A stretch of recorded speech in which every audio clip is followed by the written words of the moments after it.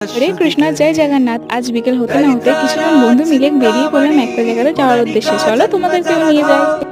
তোমরা নিশ্চয়ই বুঝতেই পেরেছো, তো এখানে আমরা সাইকেলে পার্ক করে আর চলে গেলাম মন্দিরের কাছে।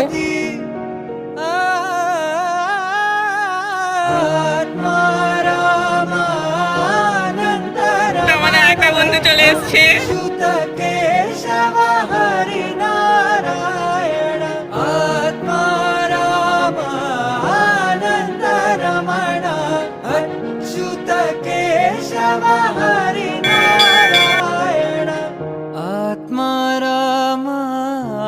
आत्मारामानन्दरमण अच्युत केशव हरिनारायण।